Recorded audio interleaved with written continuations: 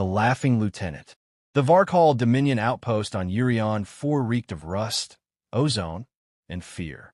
Once a Terran mining colony, it was now a place where prisoners were broken down, repurposed, and erased.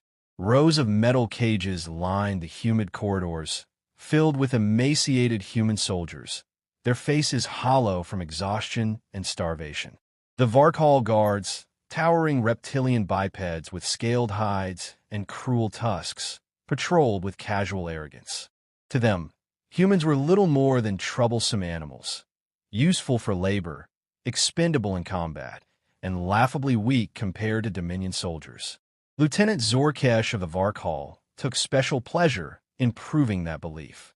He strutted into the yard that morning in full armor, a dark carapace of alien alloy that gleamed under the pale suns. His subordinates fell silent as he entered, taloned feet clanking on the metallic floor.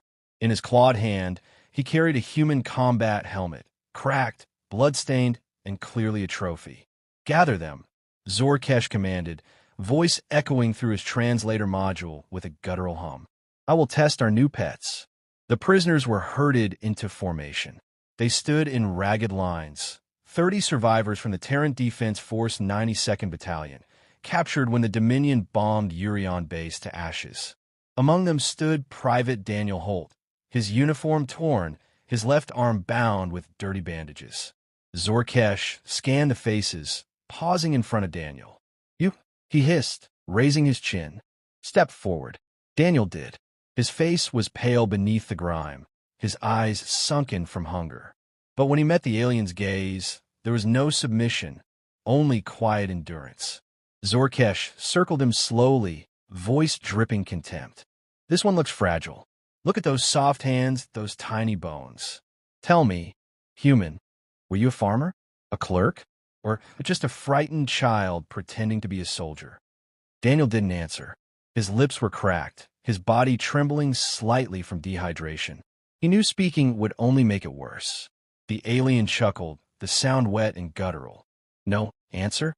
Then let's see what passes for strength among your kind." Zorkesh signaled a guard, who brought forward a Varkal plasma rifle, easily twice the size and weight of a Terran weapon. He tossed it at Daniel's feet with a heavy clang. "Pick it up," he ordered. Daniel stared at it. The rifle was massive, almost the length of his torso, dense with alien metal. He bent, straining, trying to lift it. His arm shook violently, and the weapon slipped from his grip, clattering to the ground. The Varkal soldiers burst into laughter.